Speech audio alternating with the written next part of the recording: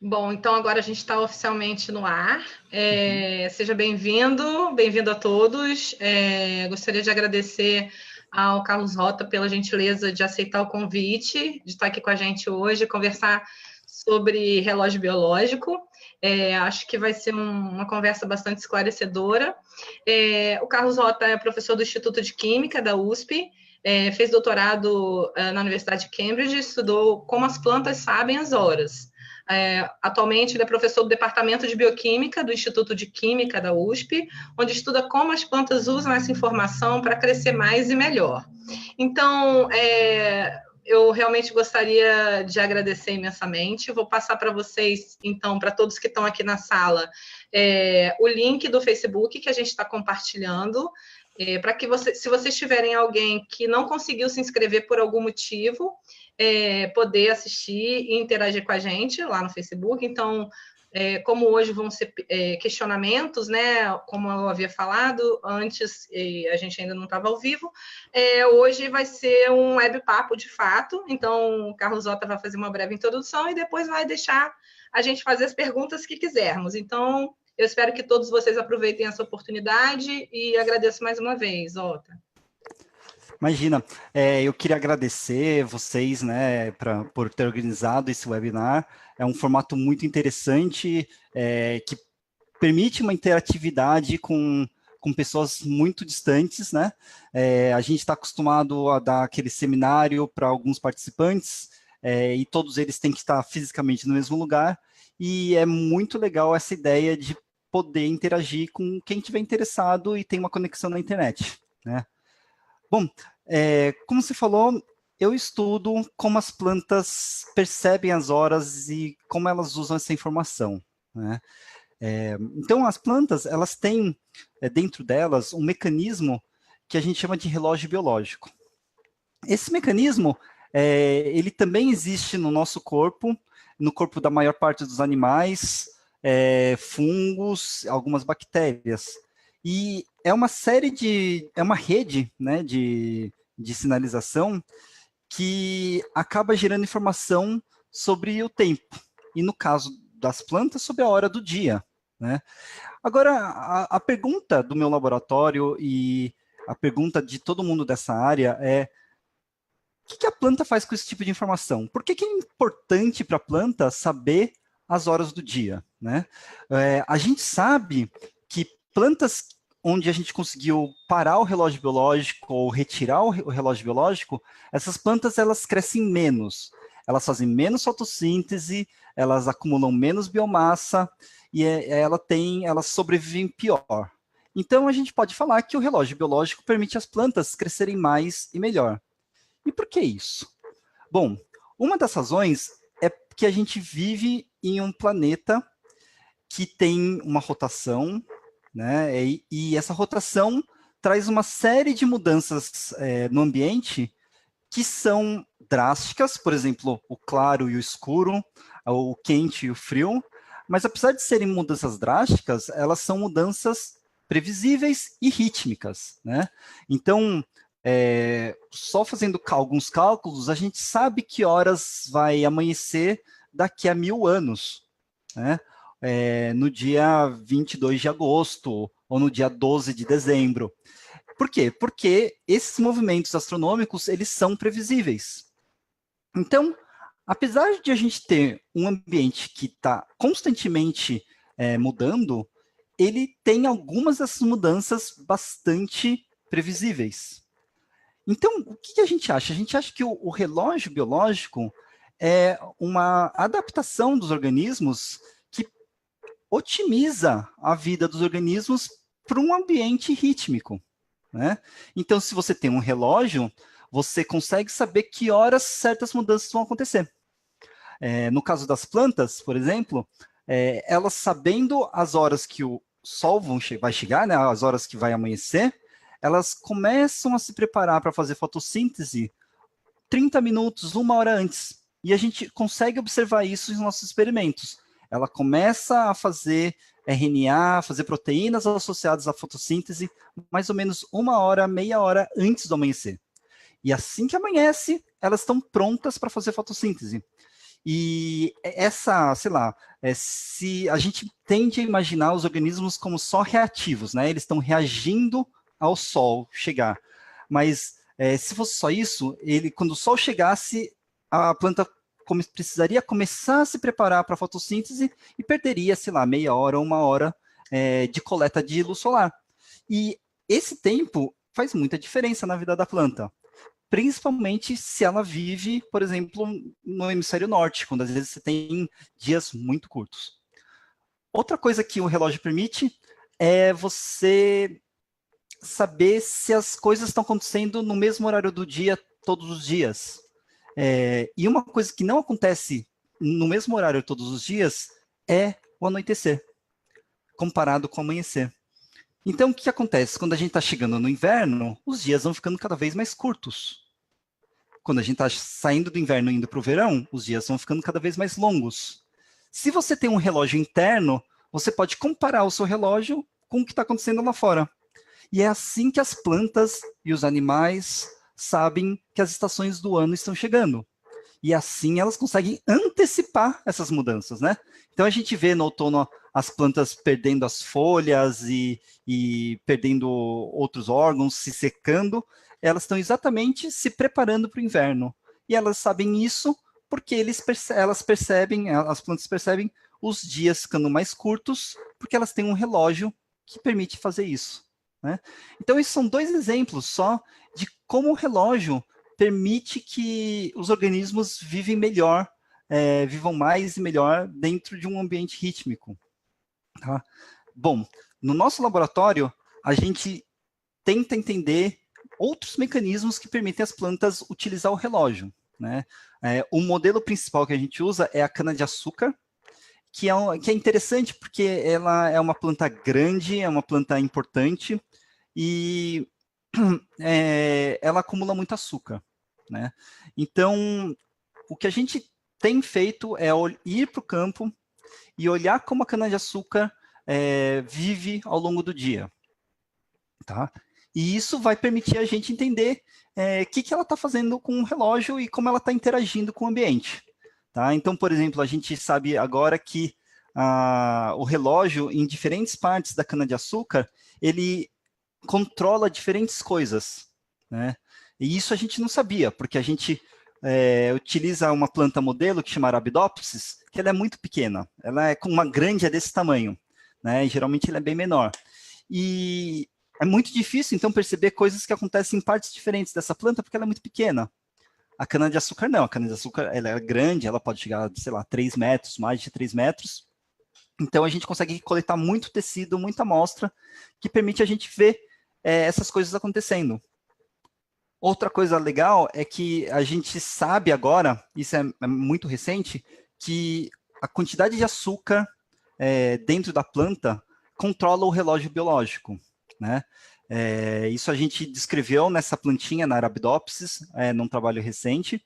E por que ela usa o açúcar? Porque o açúcar diz para a planta qual é o nível de energia dela. Se ela está com muito açúcar, está com energia alta. Se ela está com pouco açúcar, está com energia baixa. E isso informa para a planta se ela está em estresse energético ou não, ou em abundância de energia. E a gente descobriu que isso controla o relógio da planta. Então, uma outra pergunta é, o que isso vai acontecer numa planta que acumula muito açúcar, como a cana? E isso é outra pergunta do laboratório, certo? Eu acho que se você quiser abrir agora um pouco para o pessoal, senão eu continuo falando Tem até pergunta já, estava essa hora. aguardando você me dar um sinal aí. Eu vou fazer o seguinte, vou te fazer uma pergunta que me fizeram, Uhum, como eu te disse, né? O professor Mi Júnior Cordeiro de Carvalho, ele é um agrônomo, né? Na certo. verdade, ele trabalha com fruticultura. Então, um abraço, professor Mi. Uhum, Na verdade, a pergunta dele é como é que esse estudo e o que você está fazendo, né, que vocês fazem no laboratório, podem contribuir para melhorar a eficiência do uso de terras, né? Essa questão da uhum, preservação ambiental, de sustentabilidade, uhum, uma agricultura sustentável. Então, uhum. quando você responde essa, eu vou dando voz para alguém que está aqui na sala que quer perguntar para você, tá bem? Tá ótimo, claro. Bom, O relógio, como eu falei, ele permite a planta viver melhor num ambiente rítmico, né? E isso é uma informação que a gente usa muito pouco na hora de pensar em insumos agronômicos. Então, por exemplo, será que você dá um fertilizante de manhã tem o mesmo efeito de dar um fertilizante à tarde ou à noite? Será que existe um horário ideal para você aplicar um herbicida ou um inseticida? Então, isso é só um pequeno exemplo de como que a gente pode usar o relógio biológico para, para melhorar tecnologias agrícolas, né? Esse projeto do Serrapilheira que está sendo financiado, a gente está fazendo uma estratégia levemente diferente. A gente está olhando em variedades de cana-de-açúcar diferentes e vendo se essas variedades elas possuem um relógio parecido. Então, do jeito que a cana a gente tem exemplares muito parecidos com os ancestrais da cana-de-açúcar, ou as primeiras canas-de-açúcar que a gente usou, né? Ou, por exemplo, as primeiras canas que a gente encontrou no Brasil, que a gente plantou no Brasil, e as canas modernas, que crescem muito mais, crescem o dobro, o triplo que essas plantas. Será que o relógio biológico é o mesmo em todas essas? E se não for, será que essas mudanças podem ser utilizadas para fazer uma cana-de-açúcar ainda melhor? Então, o projeto Serrapilheira vai permitir a gente começar a responder esse tipo de pergunta, né? Então, é uma outra estratégia que é tentar usar informações do relógio para selecionar plantas melhores, variedades melhores. Perfeito. Então, agora eu vou passar para o Adeilson, ele vai se apresentar a você, de onde ele veio, e aí ele vai fazer a pergunta para você. Tá bom.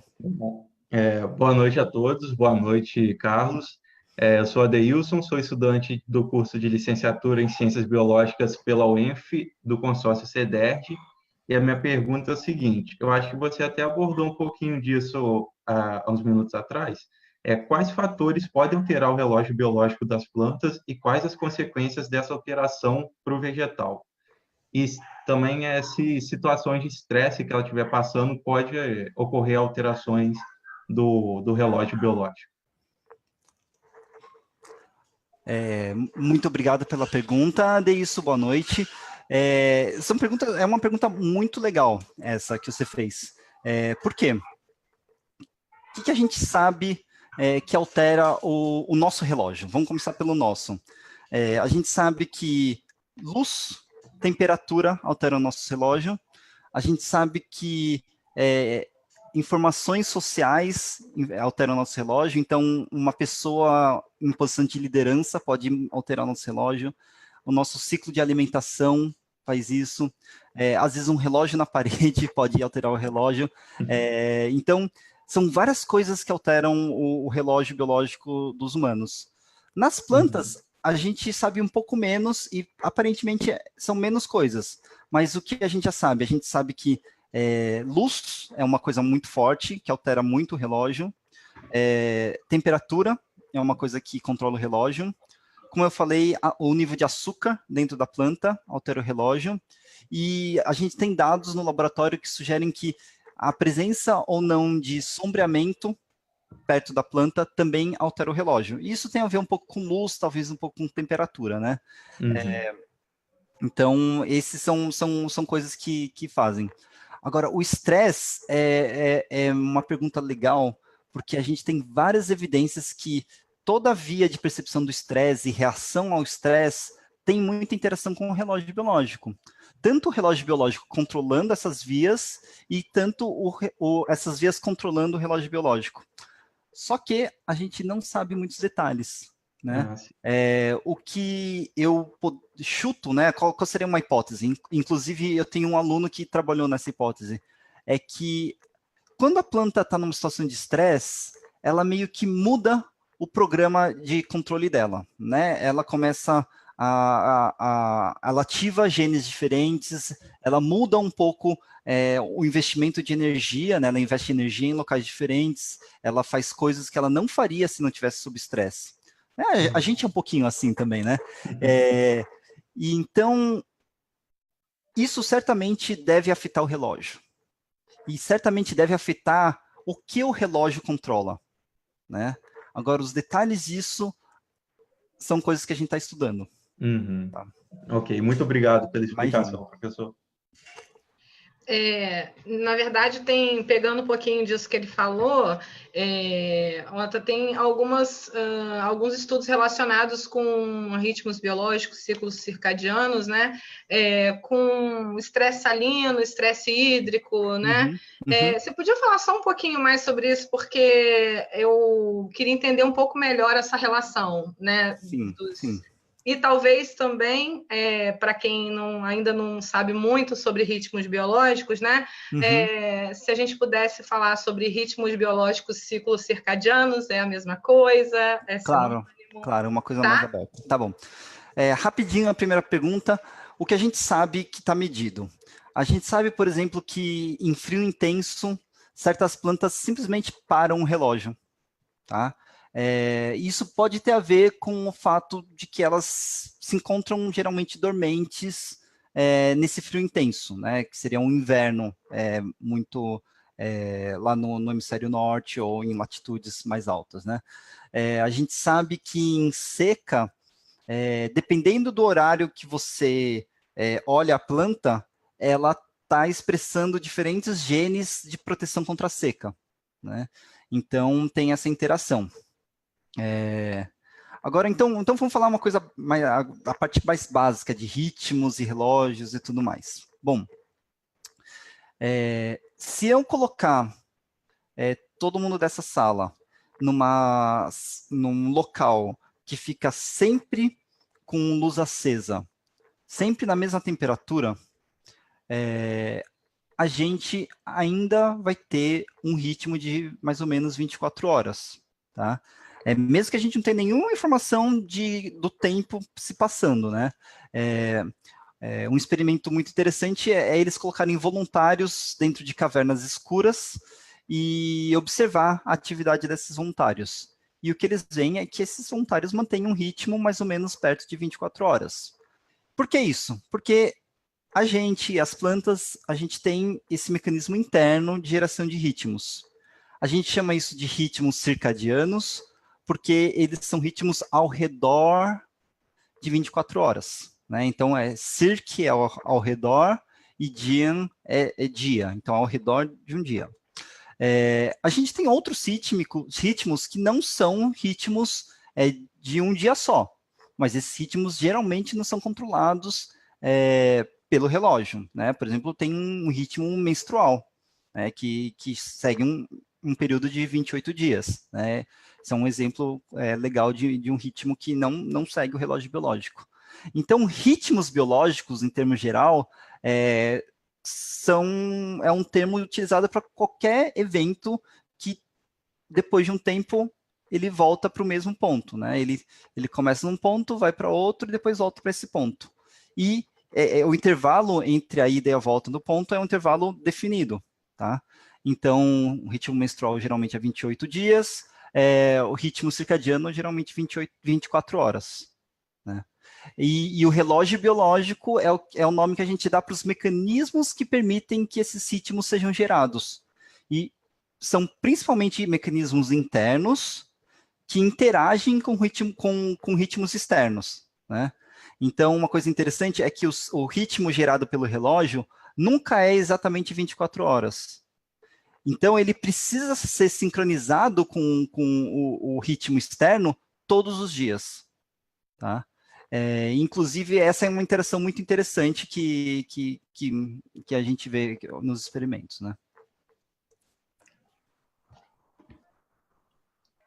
Pode falar, Deilson, fica à vontade. O Carlos, eu vou ler a pergunta de uma amiga, Sara. Ela postou aqui no Webpapo para a gente, só que ela está num local com barulho, aí para não atrapalhar o web, eu vou ler para ela.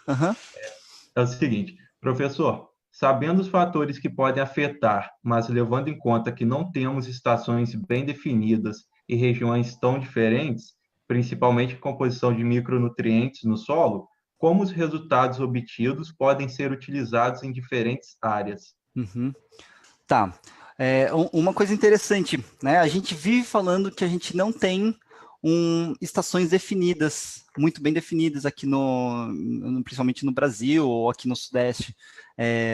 Só que, por exemplo, a cana-de-açúcar, ela precisa de uma variação de 30 minutos no tamanho do dia para ela detectar e induzir uma floração.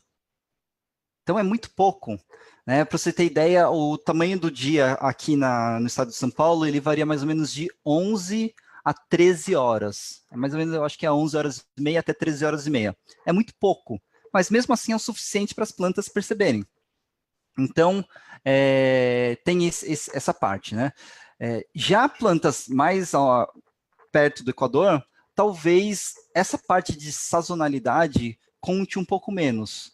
Mas também a gente tem ritmos, por exemplo, de seca e ritmos de chuva e seca, que talvez, eu não sei disso, acho que ninguém sabe disso, possam também ser percebidos pelas plantas. Isso é pura especulação. A Sara menciona ainda micronutrientes, né? A gente tem algumas evidências que a nutrição da planta também tem um impacto no relógio biológico. Não tem muita coisa, mas tem algumas coisas. E quando eu falo impacto, o que acontece, né? Acontece que o relógio pode correr mais lento ou mais devagar, e isso leva as coisas a acontecerem mais rápido no dia ou ou depois, né? Mais antecipadas ou mais tardias. Se o relógio corre mais rápido, as coisas a ordem das coisas são antecipadas. Se o relógio é mais devagar, a ordem das coisas são mais atrasadas. Né? Só que, por que isso afeta a planta? Né? A gente não sabe. Isso é uma coisa que é muito curiosa. Por que será que essas pequenas mudanças realmente têm um impacto na planta? A gente sabe que a resposta é sim, mas por que a gente não sabe. Ok, obrigado. Imagina. A gente tem uma pergunta da Rosa Cristina, assim, se por acaso você já falou sobre, se me perdoe, que tem várias perguntas aqui, tá? Uhum. Ela está perguntando sobre o pH, se o pH altera o ritmo biológico também, né? E se que ela disse que leu, a Rosa Cristina, que são proteínas. Então, o relógio, Isso. Tá.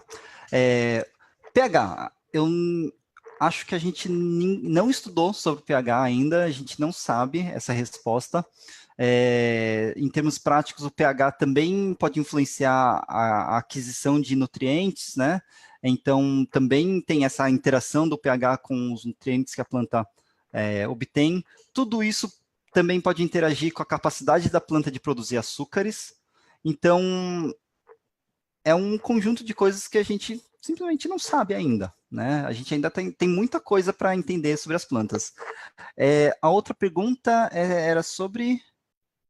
porque ela disse que tinha lido que quem altera são proteínas. Isso. O que está por trás do que eu estou chamando de relógio biológico, né?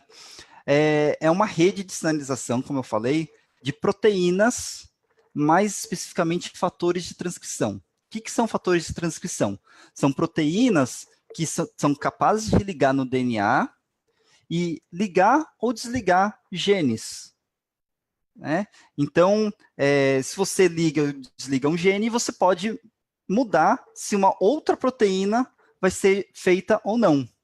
E o que acontece é assim, digamos que a proteína dessa mão aqui, esquerda, ela vai e ativa a proteína da mão direita. Aí a proteína da mão direita, ela inativa essa proteína. Então, digamos assim, essa daqui está no nível alto. Aí ela vai e começa a ativar essa, então essa começa a subir. E aí essa começa a inibir essa, e essa começa a descer. Como ela está descendo, essa daqui desce. Aí quando começa a descer, essa daqui sobe. E aí esse é o princípio do relógio. É uma proteína ligando e desligando a outra. Esse modelo que eu mostrei, que é o modelo mais fácil de entender, é o que a gente acreditava que funcionava no relógio biológico de plantas.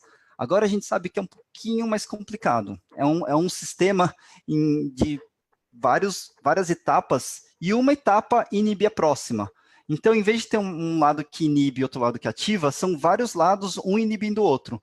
Então, esse daqui inibe esse, aí quando desce, o próximo inibe, aí, e um inibindo o outro.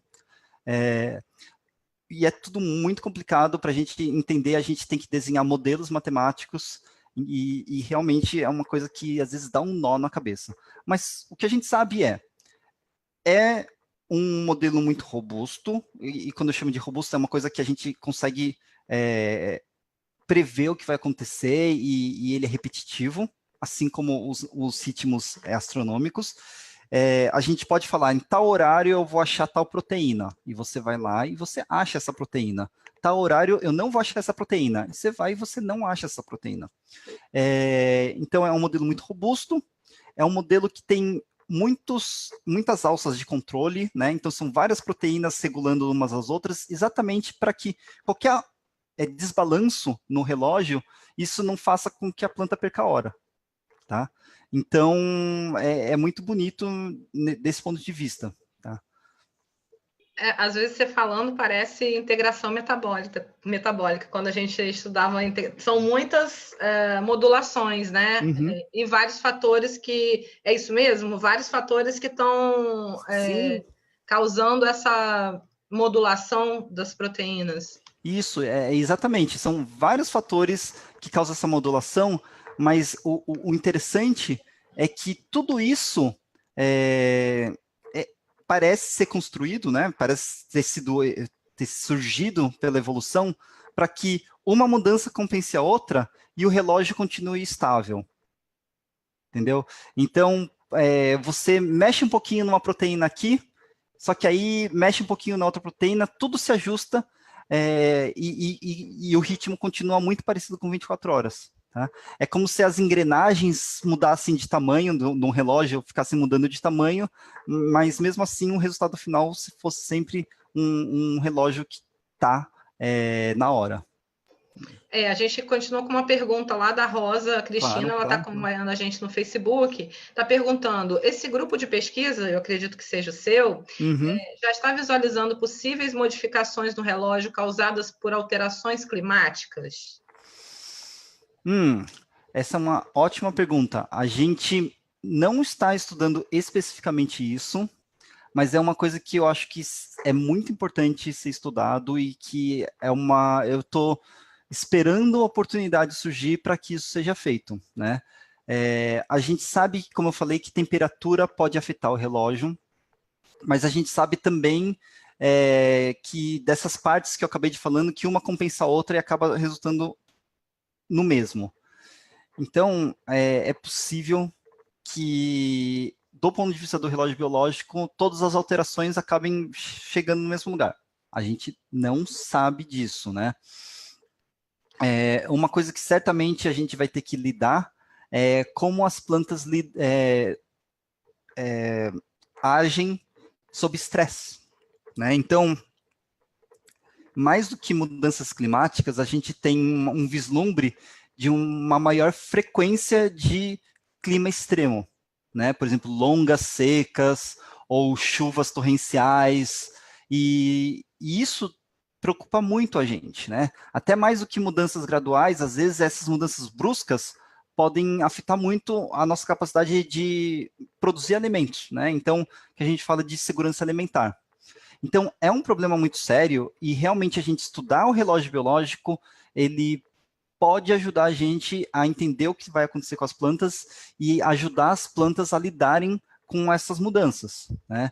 O que vai acontecer, a gente não sabe, né? A gente tem muita gente estudando e ainda não vi alguém estudar exatamente o relógio, mas é uma bola que está quicando na área, e quando chegar a oportunidade, alguém ou o nosso laboratório vai tentar fazer esse gol. Ela está agradecendo a sua resposta do pH e das proteínas. E, na verdade, eu vou passar para uma outra dúvida, um pouquinho mais sobre essa área de estudo. Só para as pessoas entenderem um pouco mais. Assim, é recente, muitas pessoas estudam isso, é complexo. Assim, quais são as dificuldades de trabalhar com essa sua área de pesquisa? Claro. Porque plantas são... a gente é fã aqui das plantas, mas essa coisa do estresse, cascatas de sinalização, então, como funciona, como é que... Um pouco desse histórico, né? Assim, conta pra gente um pouco como você se interessou por isso. Tá bom. E dicas para quem está se interessando também, como a gente, que caminho segue, onde... Só para contar um pouquinho para quem está interessado. Claro, claro. Curiosamente, os relógios biológicos, eles foram descritos primeiro em plantas. Eles foram encontrados por um astrônomo francês chamado de Mairan, lá no século XVIII. Não, no século XIX. Lá no século XIX. Ele pegou uma planta, aquela planta sensitiva que a gente toca e ela se encolhe toda. Essa planta ela tem esse movimento também de abrir e fechar de acordo com o dia e com a noite. E ele viu isso, achou curioso e levou essa planta para uma caverna. E ele descobriu que o movimento continuava com o mesmo ritmo. Então, lá eu acho que é 1880, alguma coisa assim, ele escreve que acha que a planta tem uma maneira de medir o tempo interna, ou tem uma maneira de descobrir como o dia está passando, que ele não sabe, porque a planta está a caverna é um ambiente de temperatura bastante constante e de luz constante, e mesmo assim ele via esses movimentos. Então, os ritmos biológicos já são descritos desde, sei lá, da Grécia Antiga, mas que esses ritmos pudessem ser internos, foi descoberto por esse de Mairan. Daí a gente passa por anos de pessoas estudando relógios biológicos em plantas e em animais, basicamente estudando fenômenos, né? Como que acontece, o que acontece se eu aumentar a temperatura, o que acontece se eu mudar a luz.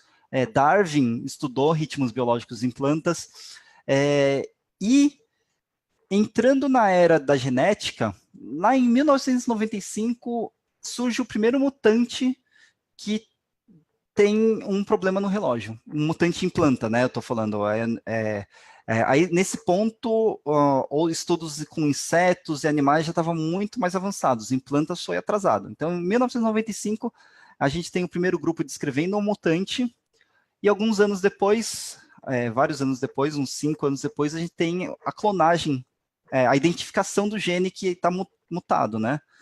Então, sei lá, só em 2000 que a gente tem o primeiro gene descrito do relógio biológico.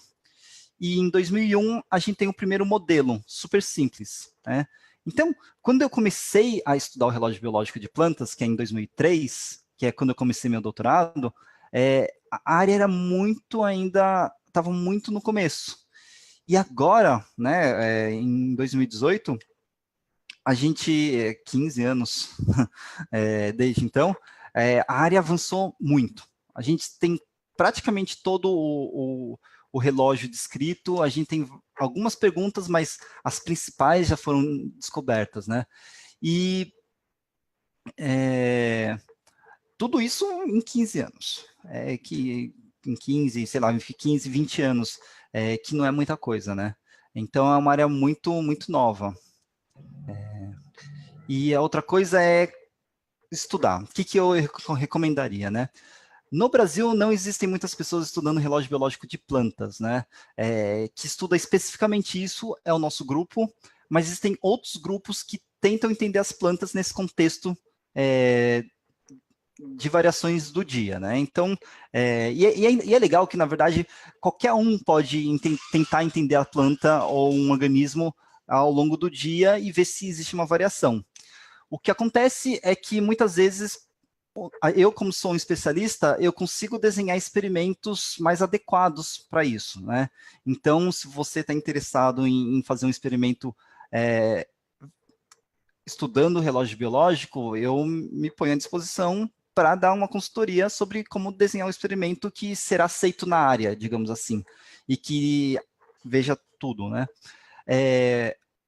Outra coisa que eu recomendo para todos os pesquisadores é que tentem anotar a hora do dia em que vocês fazem o experimento e tentem fazer o seu experimento sempre no mesmo horário, tá? Eu conheço diversos pesquisadores que entraram na área do relógio biológico depois que perceberam que a variabilidade que eles viam nos seus experimentos era explicada pelo horário do dia. Tá? Então, é uma coisa que pode estar influenciando os dados de vocês e é bom controlar isso, né? Então, isso também se estende a estações do ano ou época do ano? Ou Talvez, apenas hora do dia? talvez, né? O que acontece quando a gente estuda, por exemplo, organismos em laboratório, geralmente eles estão em biotérios que são mais controlados, né? Mas se você estuda alguma coisa no campo, a sazonalidade é uma coisa que afeta muito e o horário do dia que se fazem as coisas afeta muito.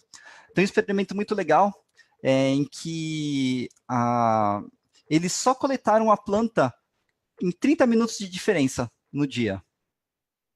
E eles compararam os genes expressos em uma com a outra. E só com essa diferença de 30 minutos, eles já conseguiram uma quantidade imensa de genes diferencialmente expressos. Então, se você não desenha bem o seu experimento, você pode ver muitos genes diferencialmente expressos só por causa da diferença do horário. Então, é uma coisa que tem que ser levada em conta. Né? Bem legal. Eu É adorei. assustador. Eu tô aprendendo pra caramba aqui. Eu tô impressionada. Assustador, mas é um cuidado que é interessante. Às vezes passa um pouco despercebido, né? Assim, Claro. Não, obviamente, dependendo do sistema que você tem, esse sistema é cego para o horário do dia, né? De repente, cultura, por exemplo, células em cultura. Será que elas têm um relógio? Será que o relógio dela... Elas têm um relógio, mas será que ele está funcionando? Uma coisa que eu gostaria de saber, e se eu puder apostar dinheiro, eu vou dizer que sim, você... Se você dá o seu meio de cultura sempre no mesmo horário, e você muda o horário, né? Por exemplo, eu sempre dou o meio de cultura de manhã, eu sempre dou o meu meio de cultura à tarde. Eu aposto que isso pode alterar os ritmos das células. Se bobear, já viram isso, eu não sei, mas se eu fosse apostar dinheiro, eu diria que sim. Então, talvez as pessoas tenham que pensar em um pouco melhor no que elas estão fazendo, né? Que às vezes isso pode ser a explicação de alguma variabilidade experimental. nossa, muito bacana. Acho que um monte de gente está aproveitando. A Rosa está lá agradecendo também sobre a sua resposta de mudanças climáticas, e o Mon Charles Pontes está perguntando, está falando, boa rota, meu nome é Mon Charles, espero que eu tenha falado o nome dele certo. Ele é acadêmico de mestrado na UEMS, então Estadual do Mato Grosso, acho que é isso, e trabalha com metabolismo fotossintético. Certo. Está perguntando qual o papel do DNA cloroplástico na modulação dos ritmos circadianos da fotossíntese. E se você ainda tiver no seu laboratório, se o Cícero ainda tiver no seu laboratório, para mandar um abraço. Tá. O Cícero, ele defendeu o doutorado dele no começo do ano. Ele ainda continua no departamento, ele está lá com o orientador dele, o ex-orientador dele, com o Pio. O Cícero era um aluno que estava vendo relógio biológico em algas vermelhas, tá? E ele é bastante popular, então não me surpreende que alguém do Mato Grosso saiba dele. E a outra pergunta é sobre o DNA do cloroplasto, né? Tem um estudo muito legal que mostra que o relógio é principalmente no núcleo, tá? Da planta.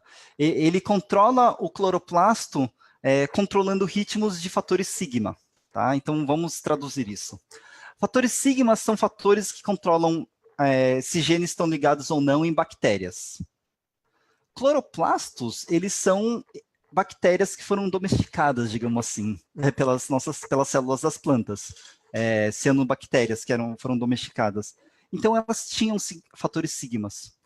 O relógio biológico, esses fatores sigmas, por diversos mecanismos, foram incorporados ao núcleo das células, e o relógio biológico, ele exporta os fatores sigmas para o cloroplasto com um ritmo. E isso gera um ritmo no cloroplasto. O contrário, né, o cloroplasto interferindo com o relógio. A gente ainda não tem evidências que isso acontece, apesar de terem vários estudos de sinal retrógrado e tal, que eu espero que quem é do assunto saiba disso. Mas o cloroplasto é onde ocorre a fotossíntese, e a fotossíntese gera os açúcares que vão regular o relógio. Tá? Então, é possível que os cloroplastos estejam regulando o relógio por essa via. né? E essa é a via que a gente conhece, a gente não sabe de outra via, mas a gente ainda não descartou. Isso é uma coisa que a gente não sabe ainda. O professor, eu vou fazer novamente mais uma pergunta da Uhum. Sara. Ela diz o seguinte: professor, como esses intervalos podem variar em regiões diferentes, São Paulo e Equador? Como a pesquisa pode contribuir para que agrônomos, por exemplo, Uhum. possam se orientar quanto ao correto horário para o uso de um fertilizante, como você comentou inicialmente? Claro, Ela, claro. ela continua a pergunta. Deverá haver um estudo específico para cada espécie numa dada região, ou há Uhum. alguma forma de prever, hipoteticamente, possíveis comportamentos? É uma pergunta que é difícil de responder porque a gente tem poucas informações sobre isso, né? É, bom, primeiro, a gente não sabe se há mesmo um ritmo ou não. Provavelmente há. Por exemplo, a gente sabe que tem ritmos de abertura e fechamento de estômatos, e isso influencia diretamente o fluxo de água que passa pela planta, que também vai influenciar a captação de nutrientes da planta, né? Então, a resposta é, provavelmente tem uma influência, existe um horário em que a planta vai captar mais nutrientes do que outros horários. A resposta é provavelmente sim. Será que isso é específico para cada planta? Não sei. Será que isso seria encontrado no Equador? Provavelmente, porque lá, apesar de não ter ritmos sazonais, tem ritmos de claro escuro, né? Agora, eu sei que, por exemplo, fertilizantes são usados muitas vezes para serem liberados aos poucos, né? Dependendo da aplicação. Então, aí tem outro componente, né? Que aí eu já não sei. Será que isso influencia ou não? Ou será que, como está sendo liberado aos poucos, não tem? Outras coisas que eu imagino que influenciariam. Será que o microbioma no solo, que também deve ter seu próprio ritmo, será que ele vai alterar o modo que a planta capta? Né? Então, são respostas que a gente não sabe. Mas é muito interessante de saber, e se a Sara estiver interessada em fazer esses testes, eu adoraria ver os resultados. Beleza, obrigado. Uhum. Não tenho a menor ideia se esses testes são tranquilos ou não. Aí, Sara. Você perguntou sobre isso, né? Sobre como é que é estudar o relógio, né? Pois é, mas antes de você falar isso, tem duas perguntas aqui, e aí sim, eu queria entender, e eu acho legal para as pessoas compreenderem qual é a complexidade, né, de se pesquisar. Mas aqui, o Augusto, Augusto, eu não sei de onde você é, mas agradeço a pergunta. Ele está perguntando se bloquearmos a ativação das proteínas em uma planta, dessas proteínas em uma planta, e colocar ela em contato com outras plantas que possuem micorrizas em suas raízes, é possível que esses fungos transmitam informação do relógio biológico? É possível, só que não foi testado, né? Isso seria muito interessante. Eu estudava, no meu mestrado, eu estudava parasitas da malária. E a gente descobriu lá que os parasitas da malária, eles utilizavam um relógio biológico do vertebrado, né, que pode ser a gente, pode ser um camundongo, pode ser um macaco, eles usam o relógio biológico do hospedeiro para se sincronizar. Então, por que eu estou falando isso? Porque é bem possível que as micorrizas, elas sejam sincronizadas pelo relógio biológico da planta. É bem possível que seja uma interação entre o relógio biológico da planta com as micorrizas, a gente não sabe. E se isso acontece, pode ser que haja uma comunicação dessa forma. A gente não sabe, né? Inclusive, eu acho que seriam experimentos super legais de serem feitos. Eu não conheço um modelo legal de se estudar micorrizas em laboratório que permitisse a gente esse grau de manipulação. Mas se houver alguma sugestão, eu estou super aberto. Eu acho que é uma área legal, é uma área muito interessante isso, de tentar entender como o relógio da planta pode afetar o seu arredor, né? As micorrizas, por exemplo. Porque parece que as plantas se comunicam aí, estão dizendo, né? Certamente se comunicam, certamente se comunicam. O que acontece é, se uma planta não tiver um relógio, ela vai ainda ter ritmos, né? Por quê? Porque só o fato da luz chegar e a luz ir embora já impõe um ritmo na planta. Só que o que ela perde é essa capacidade de antecipar coisas, né? Ela perde esse controle fino, né? Então, é bem possível que aconteça isso, né? Certamente a planta sem o relógio vai ter um ritmo, e agora, será que ela consegue um pouco de informação vinda da micorriza? É bem possível que sim. Um detalhe é que, ao contrário dos vertebrados, as plantas, a princípio, não têm um relógio central, né? A gente tem um relógio central no nosso cérebro, lá no núcleo supraquiasmático, só que as plantas não têm isso. O paradigma atual é que cada célula da planta tem um relógio biológico independente ou semidependente entre si.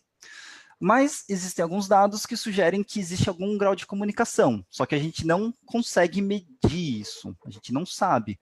Então, são várias perguntas que teriam que ser feitas. Será que o relógio da planta interage com o relógio da micorriza? Será que o relógio da micorriza interage com o da planta? Será que, uma vez o relógio da raiz estando alterado, será que ele acaba alterando o relógio em outros lugares da planta? São todas perguntas que seriam muito interessantes de serem descobertas e que a gente não sabe a resposta. Ok. O professor, uma outra pessoa aqui no bate-papo, a Aline, o nome dela, está questionando se há algum experimento simples que possa fazer nessa linha com os alunos dela no ensino médio.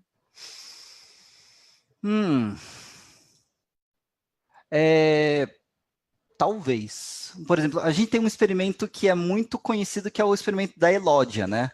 A elódia é uma planta aquática que você bota e você consegue capturar o oxigênio produzido por ela, né? Isso é um experimento bem tradicional. Será que, se você medir a taxa, a velocidade com que ela produz oxigênio em diferentes horas do dia, você vai ter uma variação? Eu não sei a resposta. É possível que sim, né? E será que a gente consegue observar isso experimentalmente, né, num laboratório? Também não sei. Isso é muito interessante. Um experimento que pode dar resultados ou não, mas eu acho que é possível que dê, é se você crescer plantas na terra, né, num pote, e dar água de manhã ou de noite, ou no fim do dia, ou no começo da aula, né, de manhãzinha, e no fim da aula, mais para a hora do almoço. É possível que tenha uma diferença, ainda mais se você não encharcar o solo, né? Você tem que restringir a quantidade de água que você está dando. E é possível que você veja uma diferença, porque provavelmente a planta de manhã ela consegue absorver melhor a água do que a planta no meio do dia, né? Ok. A Aline é da Unicamp, tá? Em Uhum. Campinas. Só para esclarecer de onde ela é, que a gente não sabia ainda. Uhum. E aqui a gente tem uma outra questão da Isabel Junqueira. Ela está perguntando como é a preservação de plantas aquáticas em laboratório, né? Uhum. Se é possível estudar essas propriedades, né? Se ela está no meio aquático.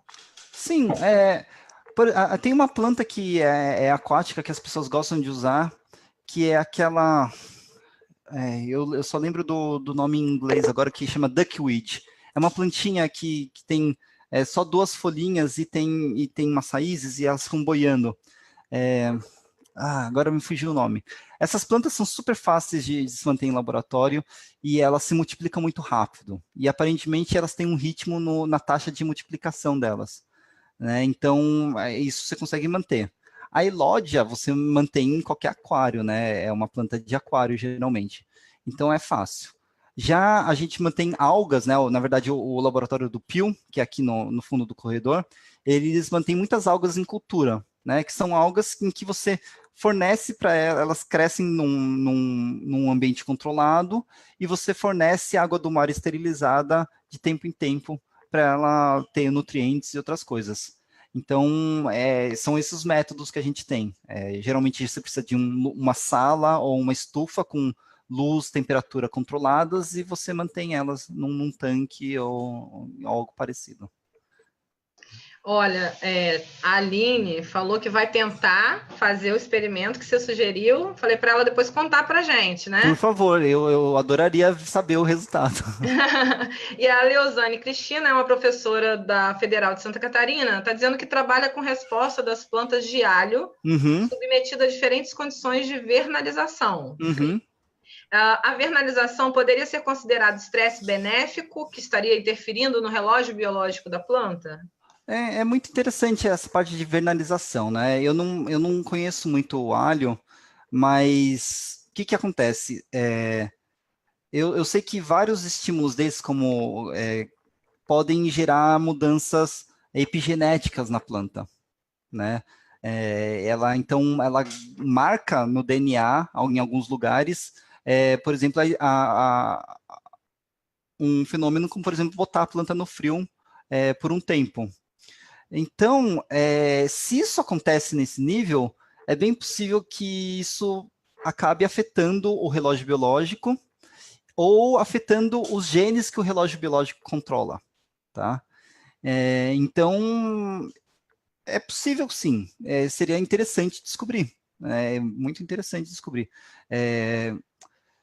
Pode ser que, eu sei que vernalização também pode ativar outras vias e mudar o estado da planta, né? O estado de desenvolvimento dela.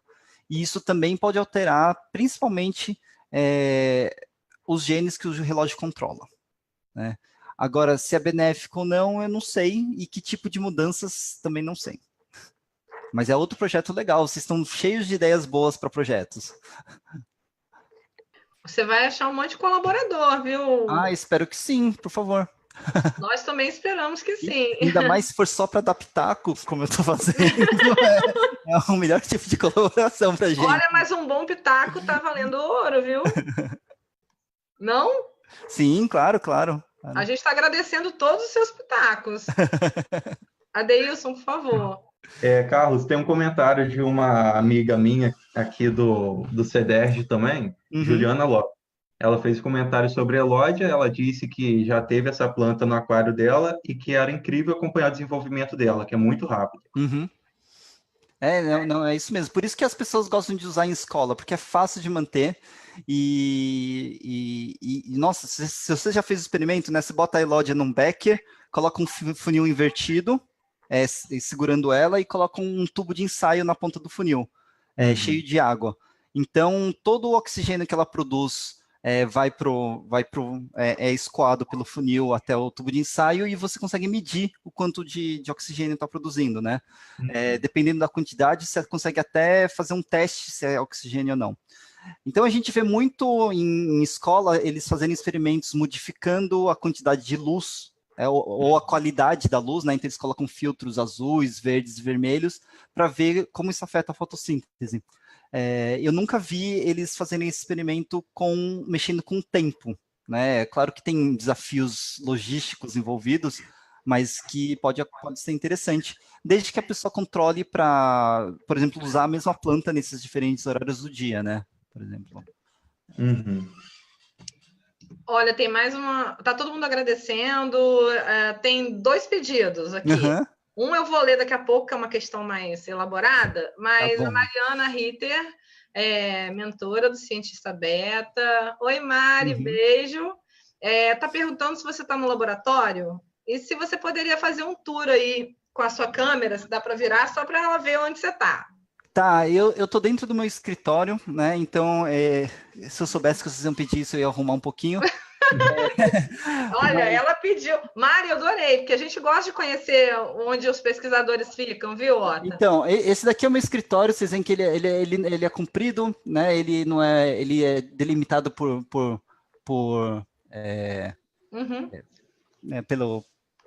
pelas divisórias. Tem o lugar onde o pessoal toma café. Eu tenho uns post-its aqui que é como eu me organizo o meu trabalho, né? Eles mostram tudo que eu preciso fazer, então para vocês verem que a vida de pesquisador não é fácil. E eu consegui esse escritório porque a gente não pode tomar café dentro do laboratório, isso é uma coisa de biossegurança. Então, a gente teve que adaptar o nosso laboratório, o nosso escritório para essa regra.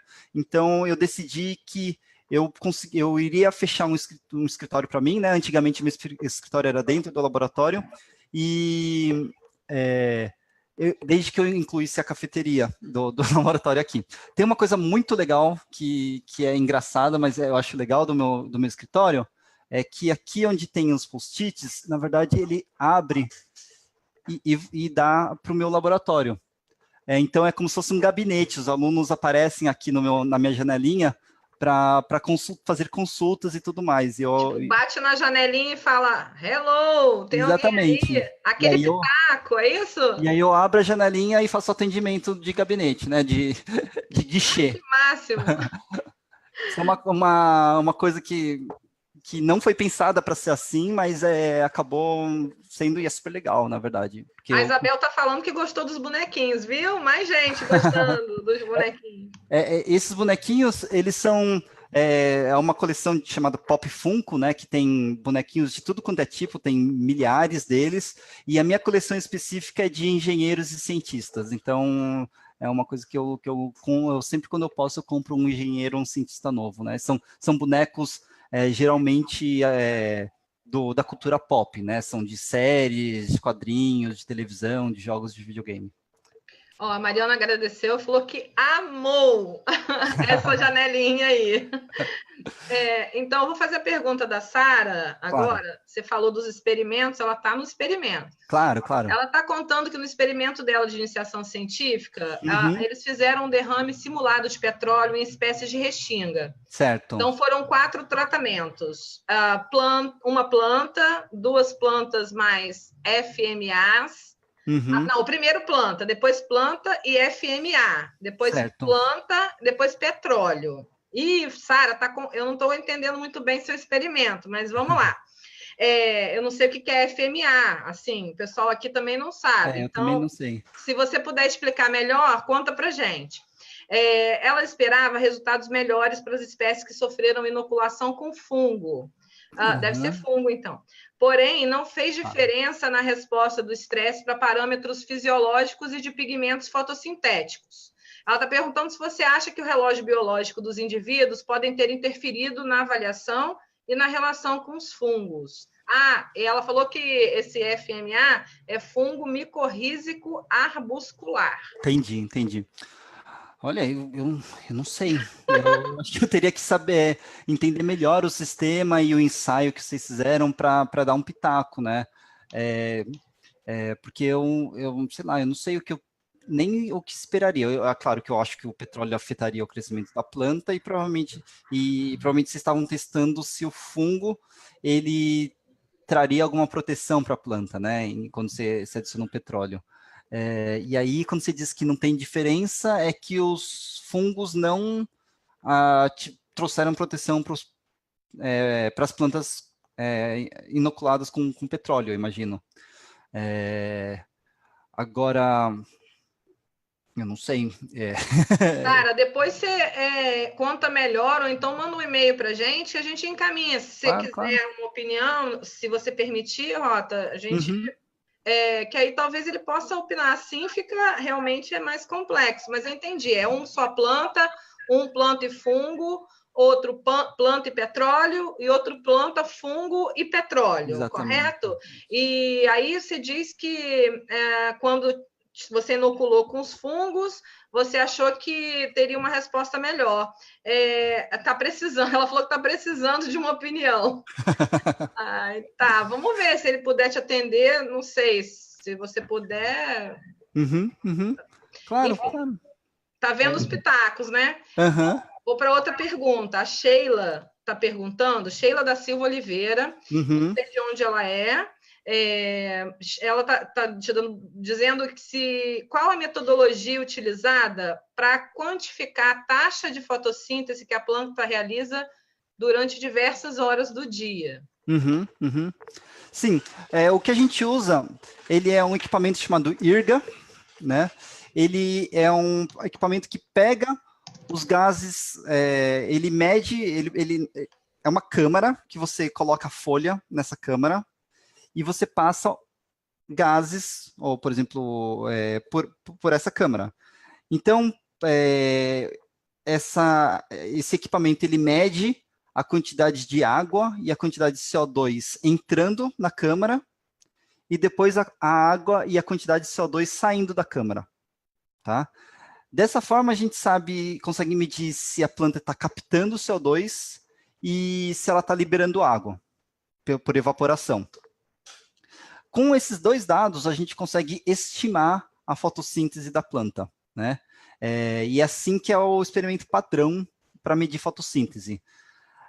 E aí, para medir isso em termos de relógio, você pode medir isso em vários horários do dia, ou você pode deixar esse equipamento ligado por dias para você medir. Um traço ideal seria pelo menos 3 dias de dados experimentais para a gente ver um ritmo, identificar um ritmo de forma adequada, né? Que aí vem aquela pergunta de o que a gente tem que fazer para estudar o relógio, né? A gente tem, primeiro, muitos pontos experimentais. Em condições constantes, geralmente a gente coleta dados por 3 dias ou 4 dias seguidos, a cada 3 horas, a cada 4 horas. No experimento da cana-de-açúcar, por exemplo, que a gente estuda o que acontece durante um dia no campo, a gente começa a fazer coleta dentro do campo, 1 hora antes do amanhecer de um dia, vai coletando amostras a cada 2 horas, até mais ou menos 1 hora depois de amanhecer do dia seguinte, tá? Que dá uns 13, 14 pontos de coleta, 2 em 2 horas, num dia só.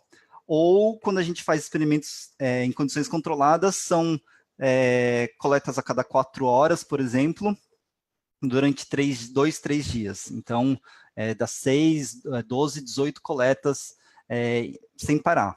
Então, um dos problemas de estudar o relógio é que, primeiro, você tem que ficar muito tempo acordado durante a noite. A gente faz turno, geralmente, né? Mas isso acontece.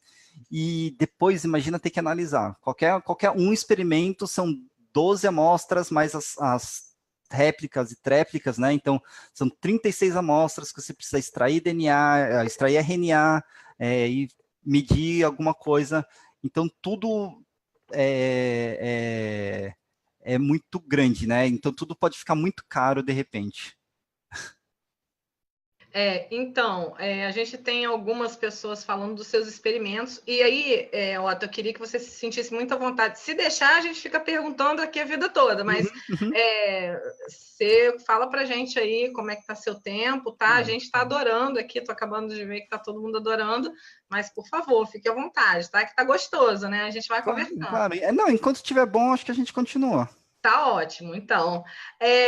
Aqui a Sara está falando que vai perguntar para sempre. Pelo amor de Deus, não cansa muito ele não, para ele voltar, viu? A Rosa está perguntando lá no Facebook, Rota, se ela está dizendo que fez um trabalho de pesquisa na UFRJ com microalgas em um ambiente controlado de luz, temperatura, pH e meio de cultura com variações de nutrientes. E mesmo assim, no período de outono e inverno, ela teve variações da biomassa microalgal. Logo, ela notou que isso estava acontecendo devido à mudança de estação. Então, ela teve que modificar a temperatura do ar-condicionado, porque em uma das paredes batia sol à tarde. Você poderia afirmar que, mesmo em um ambiente controlado, é necessário observar mudança de estação? Olha, depende de como a alga detecta essas mudanças de estação, né? Então, o Cícero, que foi mencionado há pouco, ele estava estudando, ele foi para a França estudar um pouco de ritmos em microalgas. E ele viu que, às vezes, a alga pode usar variações de temperatura ou variações de outras variações para responder à sazonalidade, né? Então, a resposta pode ser que se você quer ver o efeito de sazonalidade, além de mudar o fotoperíodo, você tem que mudar a temperatura, e isso tenha um efeito sinergístico, né? Que os dois juntos acabem causando essa mudança. E sim, organismos são super sensíveis a qualquer tipo de estímulo que possa alterar o ritmo deles, né? Então, se além da luz que a alga recebia na incubadora, ela recebia um extra por causa da luz que batia na parede, é possível, eu não sei, que isso tenha alterado as algas, mas eu teria que estudar isso, né? Acho que sim. Então, todo mundo satisfeito com as respostas, todo mundo ok aí? Que eu vou fazer uma outra pergunta para ele agora, só para... Você falou um pouquinho da sua área de pesquisa, de como isso andou, mas você podia falar, porque você conversa tão legal com a gente, né? Será que isso tem a ver com a sua experiência com divulgação científica, o seu envolvimento com isso? Conta um pouquinho para a gente como que... foi seu caminho? A gente fala tanto de divulgação científica hoje, né? Mas você falou e vocês tiveram uma história tão legal na divulgação científica em um momento diferente, né? Sim. Então, conta um pouquinho para a gente, porque eu acho que é tão legal você compartilhar com a gente essa parte da sua pesquisa e como a divulgação pode contribuir conosco aqui, né? Como está contribuindo. E como é legal estar perto de alguém que conversa, faz com que ritmos biológicos se tornem tão divertidos. Tá. Bom, eu trabalho com divulgação científica desde que eu entrei na faculdade, né, em 97. Então, lá na biologia, aqui na biologia da USP, tinha um programa chamado Comissão de Visitas, que agora se chama Estação de Biologia. E é um programa que recebe crianças para fazer uma visita monitorada, né? Então, a gente recebia muitas crianças ao longo do ano, e eu era monitor, e eu tinha que conversar com essas crianças. Eu acho que foi lá que eu comecei a desenvolver um pouco dessa forma de conversar com as pessoas, porque com criança, se você não está conversando bem, você perde as crianças. E você tem que aprender várias coisas, né? Porque você começa a entender, por exemplo, que você não pode ser muito preciosista com terminologia, né? Você tem que entender no que você quer passar, qual que é o cerne da sua mensagem. E aí você constrói a mensagem em torno do cerne. E não importa a terminologia, desde que essa mensagem que você quer passar chegue nas pessoas, né? Então, isso é muito importante. Isso também me ajudou agora a responder coisas meio inusitadas ou do nada e falar com o público, né? Então, note que eu tive um treinamento muito intenso, assim, foi porque era 2 vezes por semana, recebendo 2 classes, muita e durante meses, durante anos. Então, isso dá um pouco de cancha para a gente de lidar com o público, né? E depois eu trabalhei com outros tipos de divulgação, eu escrevi textos para a Ciência Hoje das Crianças, eu trabalhei com educação de professores. Depois eu passei um tempo no doutorado na Inglaterra, lá eu diminui bastante, mas na volta eu comecei a escrever um blog, um blog chamado Brontosauros no Meu Jardim, que chegou a ser bem frequentado, era uma época que não tinha muito blog de ciência, e eu, junto com Átila Yamarino, que agora é conhecido pelo Nerdologia, a gente montou um condomínio de blogs de ciência. Né? Então, isso, por um tempo, na época que as pessoas liam blog, foi muito importante. Então, eu tenho uma história de longa data com divulgação científica, eu sou um grande defensor e eu acho que todo pesquisador deveria fazer divulgação científica. E isso me ajuda, por exemplo, a tornar as coisas mais claras na minha cabeça. Entendeu? Como eu falei, um exercício que a divulgação científica me faz fazer é sempre pensar no cerne das questões. Qual que é o ponto central das coisas, né? E quando você tem isso claro, é muito mais fácil você fazer previsões, você entender onde você quer chegar, entender o que precisa ser feito. Então, a divulgação científica ajuda a gente a retrabalhar as nossas ideias e isso acaba voltando para a pesquisa, né? Fora que é um ótimo exercício para você expor suas ideias mais claramente, de você escrever, de você falar. Então, tudo acaba voltando para a pesquisa, né? Então, não é só o serviço público, que é importante, é essencial, mas também é um exercício que acaba voltando profissionalmente também. Não é só estou propagando a ciência, estou propagando a minha pesquisa por obrigação. São práticas que são muito úteis, né? Você recomenda para os jovens futuros cientistas? Olha, eu acho que um cientista moderno, né, ele tem que fazer divulgação científica. E isso, eu não estou falando que você precisa ter um vlog de milhões de assinantes. Você não precisa ter um podcast semanal, mas você precisa divulgar de alguma forma. Você precisa ter um canal em que você pode se comunicar com o público. Você precisa também dar um pouco a cara para falar com o público direto.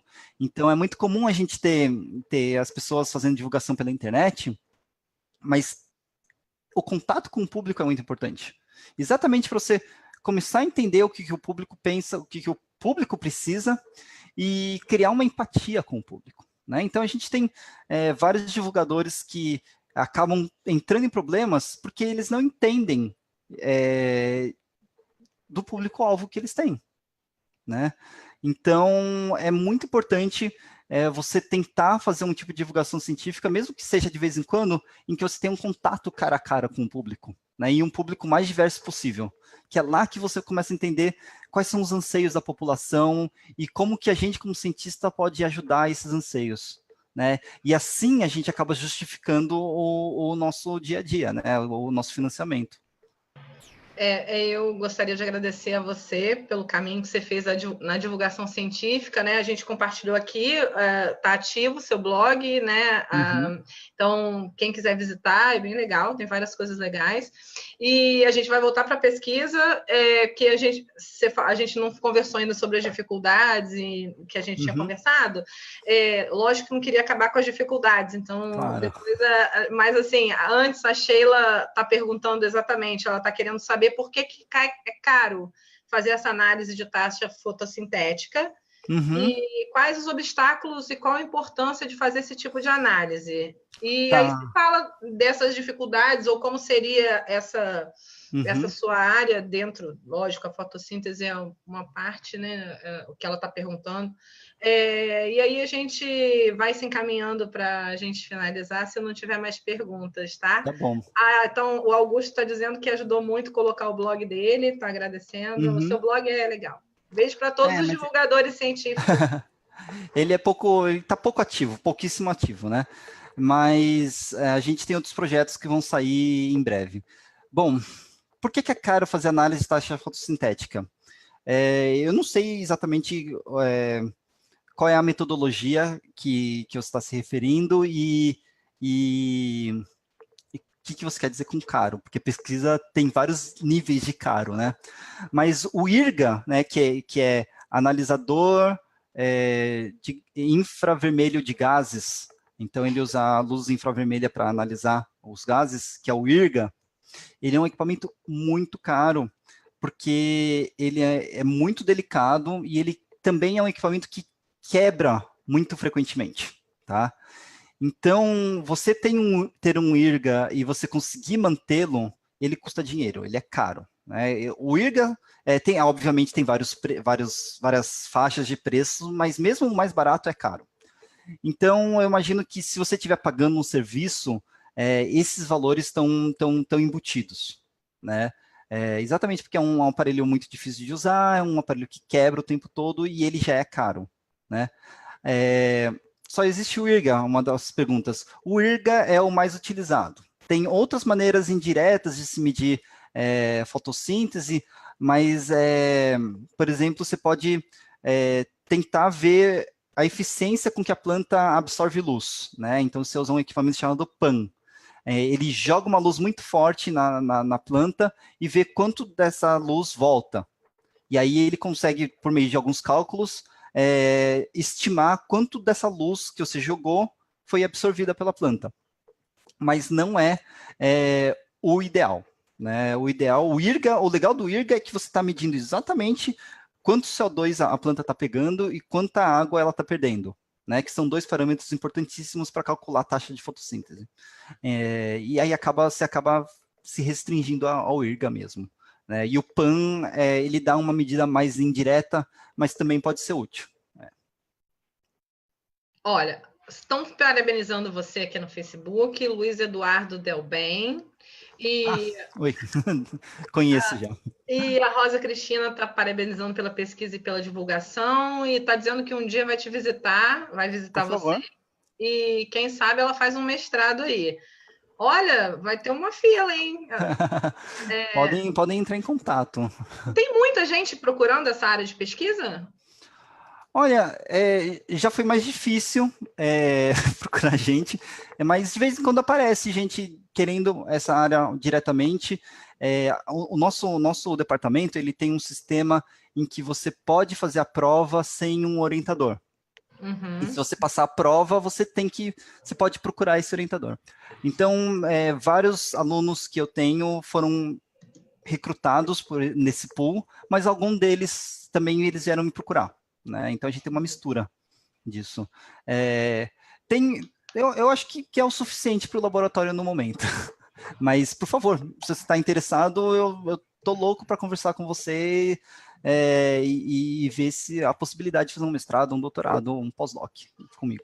Tem várias pessoas, a Sara também está agradecendo, a Sheila está falando mestrado, tem interesse, e parece que apesar de tudo que a gente está vivendo, né, desse momento difícil, a pesquisa, a ciência, os pesquisadores continuam bastante interessados em contribuir, né? Uhum.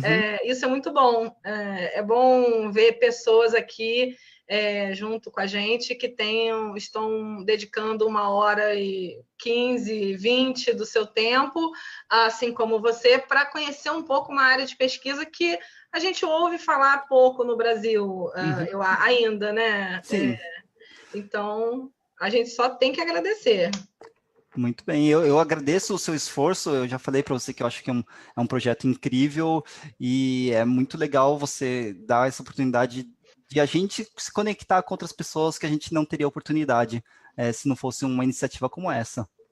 Eu acho que eles que agradecem, a gente também. Aqui, ó, a Ana Paula está dizendo que agradece, enfim, que está dizendo que a sua fala foi ótima, uma ótima contribuição. E como eu falei, a gente aqui é apaixonado por plantas, então minha monografia, iniciação científica, mestrado foi na área de plantas, Olha né? só. Interação inseto-plantas, então nós aqui temos um carinho muito especial pelas plantas, e ouvir alguém falar de planta e de relógio biológico como você é muito bacana. E aqui muitas coisas a gente faz perguntas, né? Exatamente para quem ainda não compreende a diferença entre... E eu acho que vocês terem essa consideração com as pessoas que ainda não compreendem muito bem as áreas de pesquisa é muito legal, né? Porque a gente acha que pesquisa é impossível às vezes, mas não é, né? É bonito demais quando se entende cada passo, né? Então, é isso. Adeilson quer falar alguma coisa? Meninos, meninas, pessoal do Facebook, a gente está encerrando. Se o Carlos quiser falar mais alguma coisa, a gente já realmente... Enfim, foi uma maravilha. Só tenho que agradecer. Queria mais uma hora, mas... Só quero agradecer também o Carlos pelo webinário. A linha de pesquisa dele que ele atua é bem interessante. Igual a Ju falou, tudo que envolve planta, a gente é apaixonado por planta. Ótimo. Obrigado pelo interesse de vocês, foi ótimo, eu adorei. E quem quiser entrar em contato, sinta-se à vontade, por favor.